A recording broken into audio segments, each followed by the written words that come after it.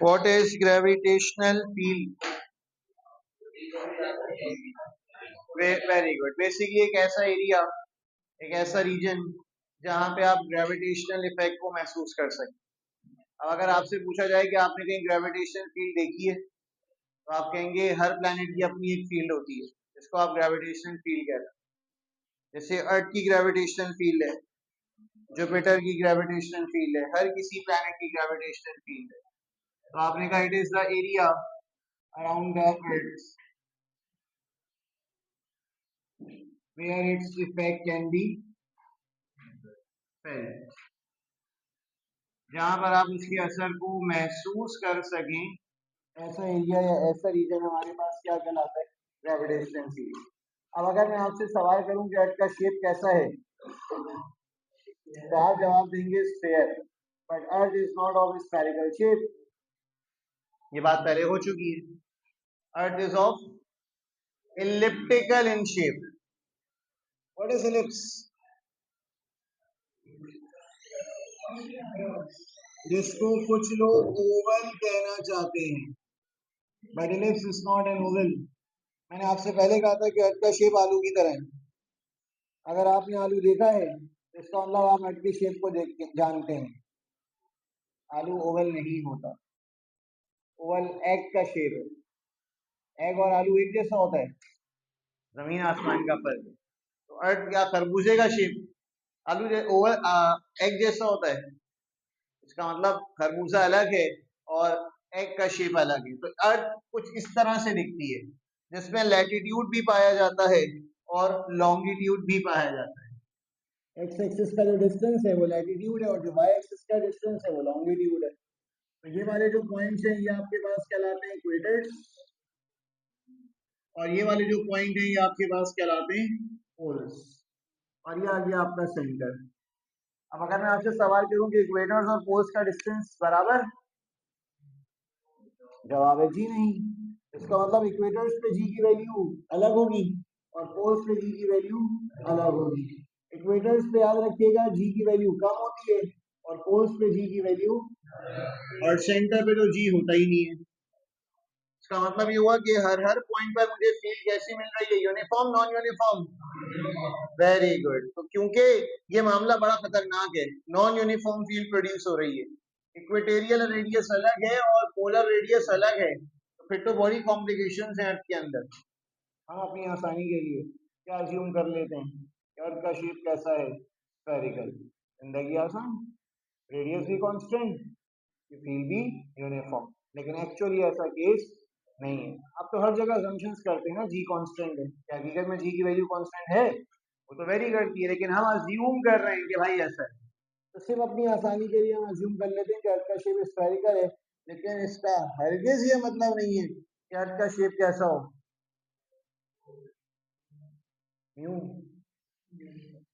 Uniform, गोल हो।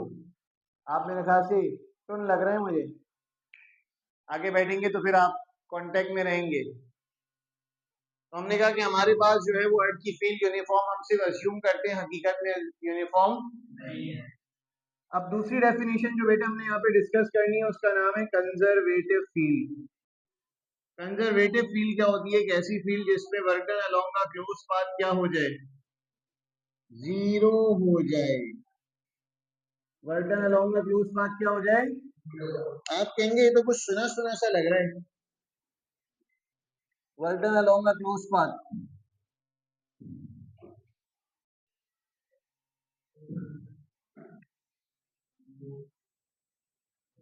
Very good. तो आपने कहा the area around the earth where work done of a body becomes zero। और कल मैंने आपको पढ़ाया था जीरो वर्क।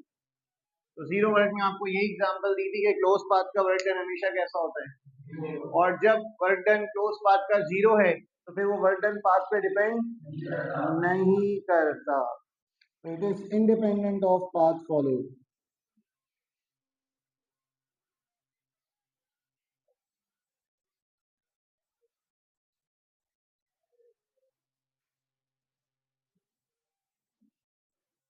तो हमने कहा कि भाई हमारे पास अगर किसी भी फील्ड के अंदर ये दो बातें पाई जाएं तो ऐसी फील्ड क्या कहलाएगी? Conservative field. अब कंजर्वेटिव फील्ड की अगर आप एग्जांपल देखें ना तो सबसे कॉमन एग्जांपल क्या मिलती है? ग्रेविटेशनल फील्ड मिलती है। आप जंप करते हैं वापस कहाँ जाते हैं? क्यों ऊपर क्यों नहीं चले जाते? क्योंकि इसका मतलब ग्रेविटेशनल पुल आपको खींच रहा है, तो जहां से चले वापस वहीं पर आ गए, तो आपका वर्क डन क्या हो गया? इसका मतलब अर्थ की फील्ड कैसी है? कंजर्वेटिव है। तो gravitational field is an example of conservative field. इसी तरीके से आप इलेक्ट्रिक फील्ड पढ़कर आते हैं, आप मैग्नेटिक फील्ड पढ़कर आते हैं, आप स्प्रिंग की फील्ड पढ़कर आते हैं। ये सारी की सारी क्या है? कंजर्वेटिव हैं।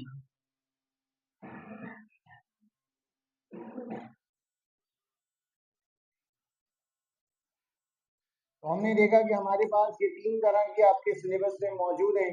ग्रेविटेशनल फील्ड तो हम अभी प्रूफ करने जा रहे हैं, बाकी इलेक्ट्रिक फील्ड चैप्टर 8 में आ रही है और स्प्रिंग फील्ड चैप्टर 11 में आ रही है। इसका मतलब फर्स्ट ईयर में यही तीन एग्जाम्पल हैं। तो अब सवाल जो आ रहे हैं सेक्शन बी के अंदर वो क्या आ रहे हैं? प्रूफ दैट, क्या प्रूफ करना है? ग्रेविटेशनल फील्ड कैसी फील्ड है?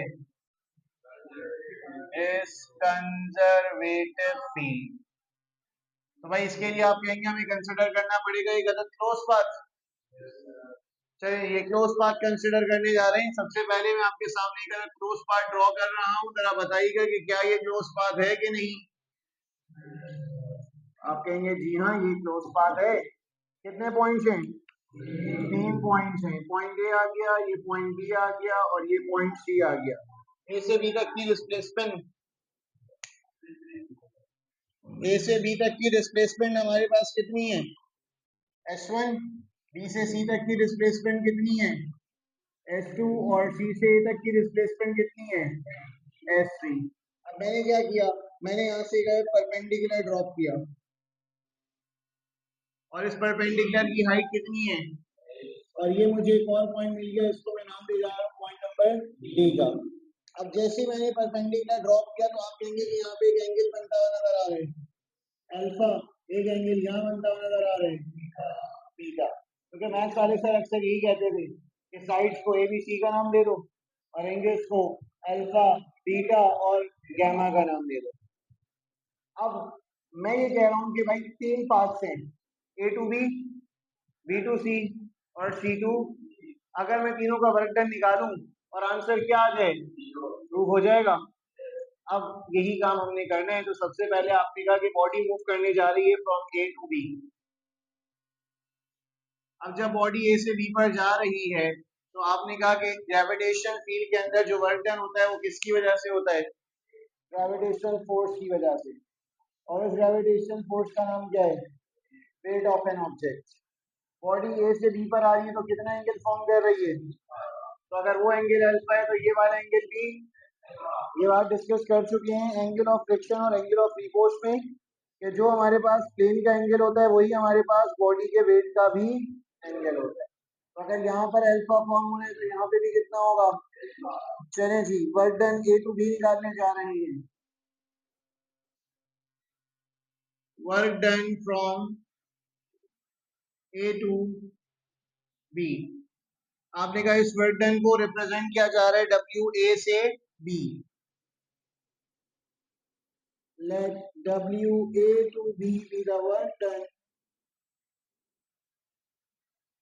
by a body from A to B after covers कितना डिस्टेंस कह रहे हैं? B to A S1। कितना डिस्टेंस कवर किया है?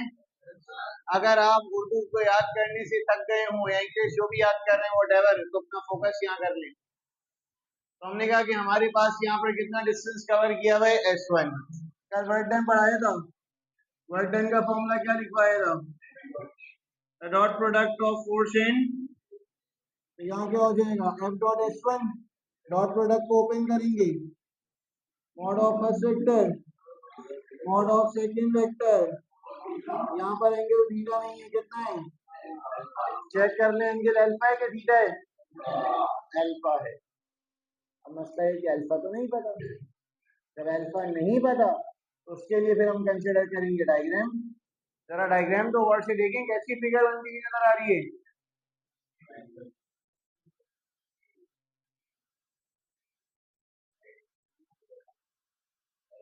राइट एंगल ट्राइंगल बनता हुआ नजर आ रहा है, क्यों कहां से। आइए कंसिडर करें राइट एंगल ट्राइंगल कौन सा, ए बी डी, ये जो सी वाले ना उनका नशा खत्म नहीं हुआ अभी तक, सी डी बी डी। आपके लिए दोबारा से हम ये ट्राइंगल कंसिडर कर रहे हैं कि जिनको नहीं नजर आया वो अब देख लें। ऐसे ही है भाई ये ट्राइंगल ए बी डी, ये हाइट एच है और ये डिस्टेंस S1 है और ये एंगल अल्फा है। कॉस थीटा अप्लाई करें किसके बराबर होता है,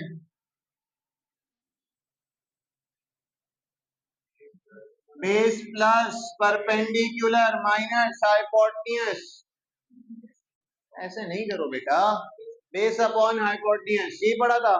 एंगल यहाँ किससे रिप्रेजेंट हो रहा है, अल्फा से। बेस किस साइड से रिप्रेजेंट हो रही है,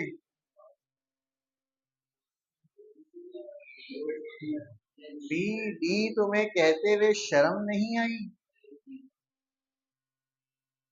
क्या ये पढ़ाया था नीचे वाली बेस।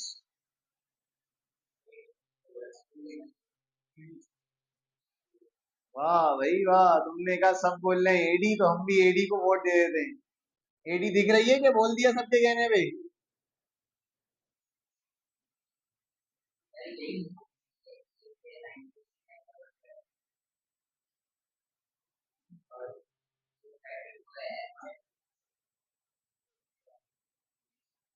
तो एडी बेस होनी चाहिए, बीडी बेस होनी चाहिए, AD is the base, good. तो आपने कहा कि हमारे पास यहाँ पर एंगल रिप्रेजेंट हो रहा है किससे, अल्फा से। तो cos अल्फा बराबर हो जाएगा एडी डिवाइडेड बाय हाइपोटेन्यूज। कौन सी साइड से रिप्रेजेंट हो रहा है, साइड ए बी।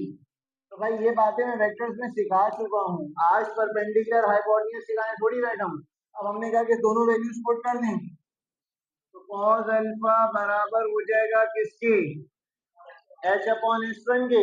S1 यहाँ डिवाइड हो रहा है वहां जाके, तो बताओ S1 cos अल्फा किसके बराबर आ गया।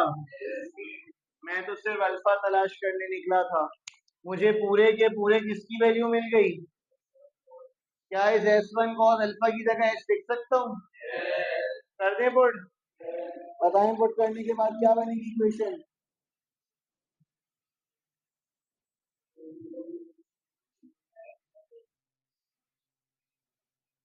हाँ equation one implies that W A to B बराबर हो जाएगा मॉड F इंटू, और यहाँ फोर्स किसके बराबर है,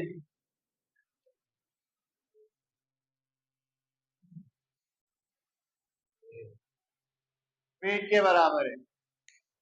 फोर्स किसके बराबर है और वेट किसके बराबर है, कर दें पुट, कितना आ गया वर्क डन। तो आप कहेंगे MGH, पहला वर्क डन फाइंड हो गया। अब कहां से कहां जा रहे हैं, B2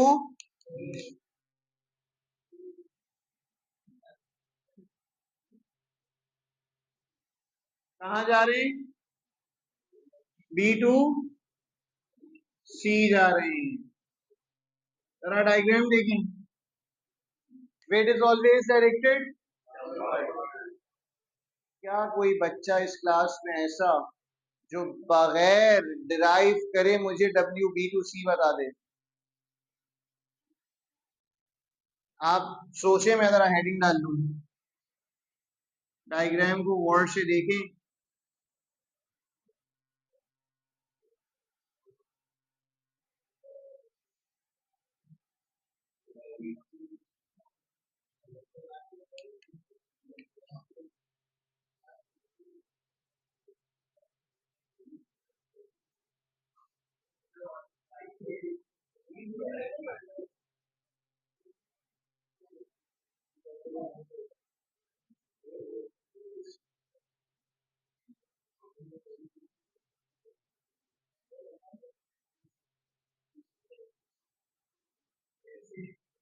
हाँ भाई,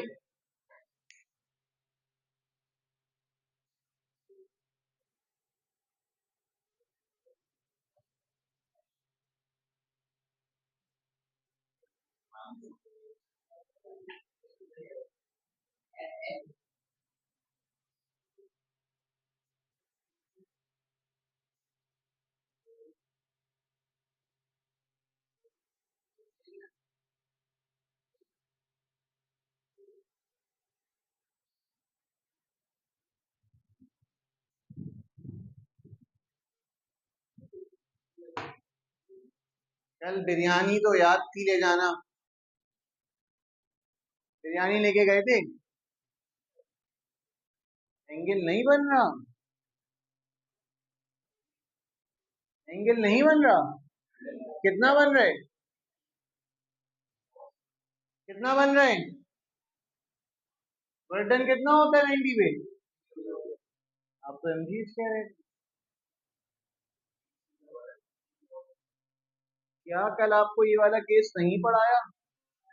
वेट की डायरेक्शन, डिस्प्लेसमेंट की डायरेक्शन, कितना एंगल बन रहा है? वर्डन आप कह रहे हैं -mgh,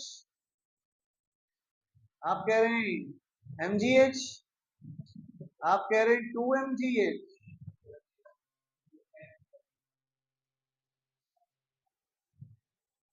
भाई यहाँ तो कोई अंधा हो वो भी देखकर बता दे कि सर परपेंडिकुलर वाली कंडीशन लग रही है कि नहीं लग रही, तो वर्डन 0 होना चाहिए था। इसका मतलब हम क्लास में तो एक्टिव हैं लेकिन सीरियस नहीं है टॉपिक को लेकर। तो बहुत ही आसान सा सवाल था बेटा कि फोर्स परपेंडिकुलर है डिस्प्लेसमेंट की, तो वर्डन क्या हो गया? और चेक करें 0 आ रहा है कि नहीं आ रहा।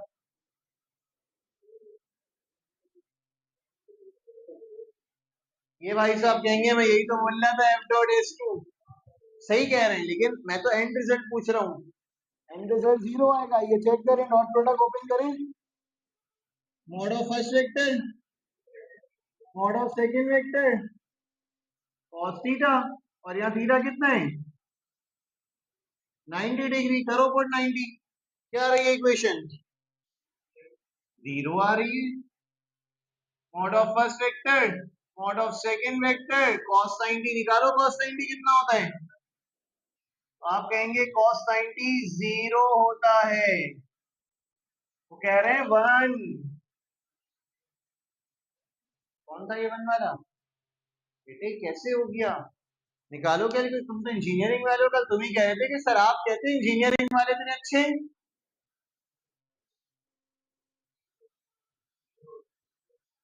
तो बताओ भाई क्या आ गया वर्डन? 0 आता हुआ नजर आ गया, क्योंकि जो 0 से टकराता है वो 0 हो जाता है। 2 वर्क डन हो गए भाई। अब ये तो फिजिक्स थी, अब शुरू होती है मैथ्स। सारा मसला बच्चे को इस पॉइंट में आकर होता है C2A, खास करके हमारा मेडिकल का बच्चा। चलो मैथ्स आया तो ट्रिग्नोमेट्री पढ़ रहा है, मेडिकल वाला बच्चा बोलता है ये अपनी मर्जी से क्या करे जा रहे हैं। हम अपनी मर्जी से कुछ नहीं कर रहे, जो कर रहे हैं मैथ्स की गवाही ये लोग देंगे। खैर ये तो खैर आपसे भी गए गुजरे हैं, क्या गवाही देंगे। आइए देखते हैं कि गर्ल्स ने तो आज प्रूफ कर दिया कि वो मैथ्स बहुत बेहतरीन पढ़ रही है। देखते हैं बॉयज क्या प्रूफ करते हैं आज। हमने कहा कि वर्क डन फ्रॉम C2A। अब आप कहां से कहां जा रहे हैं? सारा का सारा मसला ही तो यहाँ है कि जब मैं C से A पे जा रहा हूं तो मुझे चाहिए ये वाला एंगल, जो मुझे मालूम। भाई जब A से B पे आ रहे थे तो ये वाला एंगल चाहिएगा, पता था अल्फा। अब अगर C से A पे जा रहे हो तो ये वाला एंगल चाहिए, तो नहीं मालूम। अब आपको मैं एक सवाल पूछने जा रहा हूं जरा उसको उसको छोड़ दें कि हमें एंगल नहीं पता।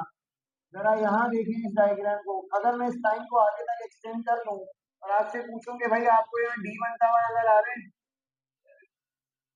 पता है डी का एंगल कितना होता है? सबको पता है डी का एंगल 180 होता है, डी पे 180 लिखा हुआ होता है। तो भाई ये टोटल एंगल है 180। अगर मैं आपसे कहूं कि अंदर वाला एंगल कितना है, बीटा, मुझे ये बाहर वाला एंगल चाहिए,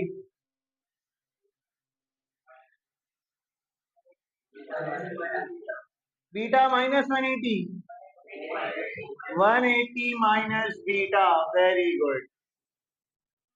तो भाई ये बिल्कुल ऐसी मिसाल है कि टोटल एंगल है 180, ये अंदर वाला एंगल है 30, तो बाहर वाला कितना होगा 150। कैसे आया 150? माइनस करके। तो लेकिन अंदर वाला तो नहीं पता ना कितना है, तो हमने कहा वो बीटा है। तो अगर मैं 180 में से बीटा को माइनस कर दूं तो बाहर वाला एंगल आ जाएगा। बाहर वाला शेड करने जा रहा हूँ, बाहर वाला एंगल शेड करने जा रहा हूँ। अगर आ गया बाहर वाला, ये वाला एंगल निकाला है मैंने, पूरा नहीं निकाला, पूरा शेड नहीं किया, सिर्फ बाहर वाला शेड किया है। अब अगर तुम्हें याद आए कि हमने एक थ्योरम पढ़ा था, थ्योरम नंबर 1 टॉर्क के टॉपिक में,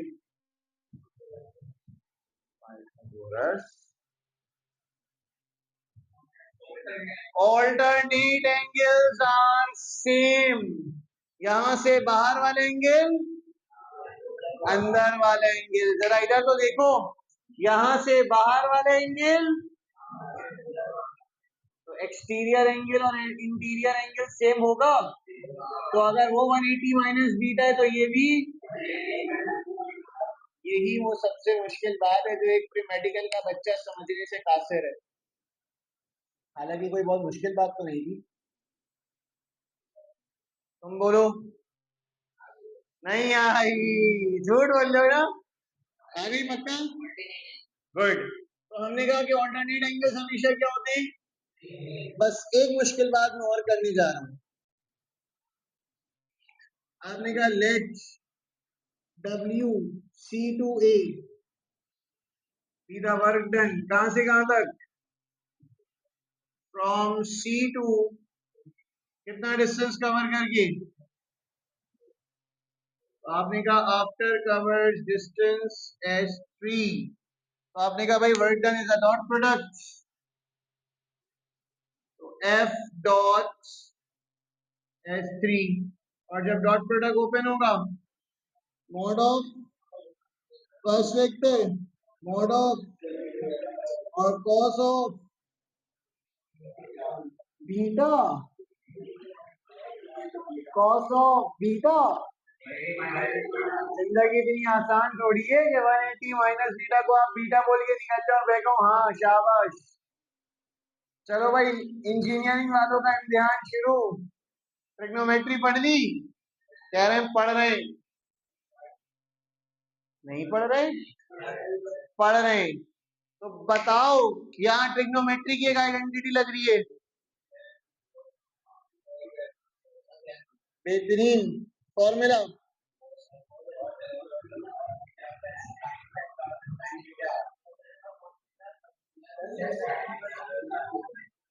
बेहतरीन। आपने भी इसका मतलब ट्रिग्नोमेट्री पढ़ी है, तालियां हो जाए आपके लिए।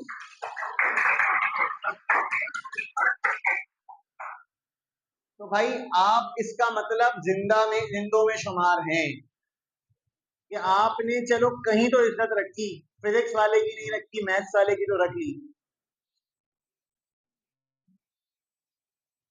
अच्छा भैया जरा यहाँ पर देखो, तो जब मैं इस आइडेंटिटी को ओपन करूंगा तो cos 180 माइनस बीटा बराबर होगा माइनस कॉस बीटा के।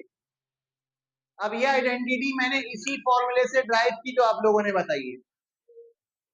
ये जो आइडेंटिटी आई मेडिकल वाले ईमान ले आए। याद है साइन टू थीटा पढ़ा था, two sine theta cos theta, हमें नहीं जानना क्यों आया कैसे आया, हमने याद कर लिया साइन टू थीटा बराबर था two sine theta cos theta के। आज हम वैसे ही याद कर रहे हैं कि cos 180 माइनस बीटा किसके बराबर है, माइनस कॉस बीटा। ये मेडिकल वाले, ये जो इंजीनियरिंग वाले, ये तुम्हें प्रूफ करके देंगे, क्लास के बाद इनसे पूछ लेना, ये निकाल के देंगे माइनस कॉस बीटा ही आ रहा होगा। कर सकते हो ना, बेहतरीन। तो हमने कहा माइनस कॉस बीटा लिख लो ऊपर, तो बताओ इक्वेशन क्या बन गई, mod of first vector cos of minus cos of beta, ये माइनस बाहर निकाल लूं, क्या बन गई equation, minus F S three cos beta. आप कहेंगे तो इक्वेशन नंबर 1 जैसी नहीं बन गई, क्या ये इक्वेशन नंबर 1 जैसी नहीं बन गई, तो जब 1 जैसी बन गई तो काम भी 1 जैसा वाला करो। क्या कंसीडर करें, कौन सा ट्राइंगल, नाम ए सी डी। चलो भाई जरा बोर्ड पे देख लो, आपके लिए ट्राइंगल कंसीडर कर लिया हमने, ऐसी बना हुआ है, A C D H beta S three. Cos की आइडेंटिटी लगा लें, कॉस थीटा किसके बराबर होता है, बेस अपॉन हाइपोटेन्यूज। एंगल किससे रिप्रेजेंट हो रहा है, हाँ भाई तुम बताओ, बेस किस साइड से रिप्रेजेंट हो रही है, वेरी गुड। हाइपोटेन्यूज किससे रिप्रेजेंट हो रहा है, AC। दोनों की वैल्यूज पुट कर दें, बताओ क्या बन गई इक्वेशन, H अपॉन, ये यहाँ डिवाइड हो रहे हैं वहां जाके, आप कहेंगे तो वही वाला मामला हो गया, क्या ख्याल है, कर दूं S3 cos बीटा की जगह H, बताएं क्या बनी equation,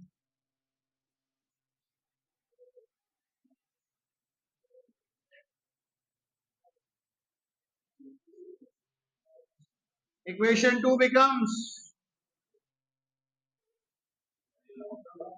minus F into H. ठीक है भाई, आ गई तीनों वर्टन। अब हम फाइनल कहां से चले थे, ए से, कहां पर पहुंच गए फाइनली, ए पर। टोटल वर्टन कैसे निकालोगे,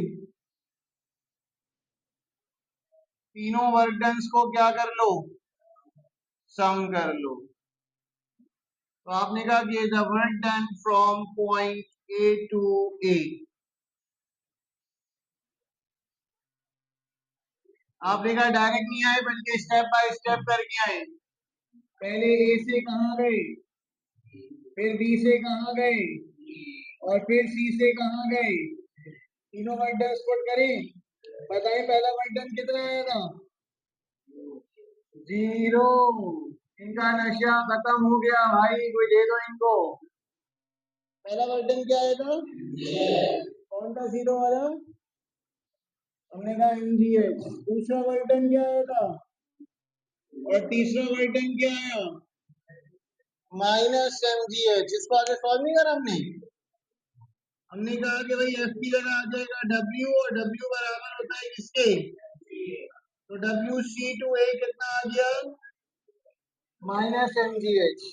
तो हमने कहा तीनों वर्टन में सॉल्व कर ले, प्लस माइनस, तो आपने कहा MGH माइनस MGH कैंसिल, कितना आ गया वर्टन ए टू ए, 4 नंबर आपके हुए, नहीं सिर्फ आधा। तो आपसे बोलेगा डिफाइन करें ग्रेविटेशन फील्ड और 4 नंबर ले जाएं। आगे बहुत कुछ कहना चाह रहा हूँ, कहूँ रिकॉर्डिंग हो जाएगी फिर। तो भाई हमने कहा कि हमारे पास ये सवाल उन लोगों के लिए नहीं है, सुन लें, ये सवाल उन लोगों के लिए नहीं है जिनको 13 में से 13 सवाल आते हैं। आप पेपर में बैठे हैं, आपको 13 में से 13 सवाल आते हैं सेक्शन बी में, ये सवाल भी आता है, ये सवाल आपके लिए नहीं है। ये सवाल उन नाकारा लोगों के लिए है जिनको 13 में से 9 भी नहीं आते, जिनको 6 सवाल आते हैं, आपका याद क्या ऑप्शन नहीं, मजबूरी है।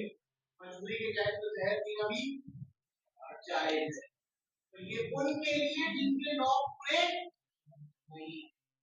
और ये सवाल मेरा एक्सपीरियंस ऐसा कह रहा है कि इस साल कंप्यूटर साइंस वालों के लिए आ रहा है, इंजीनियरिंग वालों के लिए इंजीनियरिंग वालों के लिए चांस लगाया जा रहा है। मुझे भी बिस्मिल्लाह करें। आप चिल करो बॉस, मैं और आप चिल करेंगे, बंद कर रहे हैं।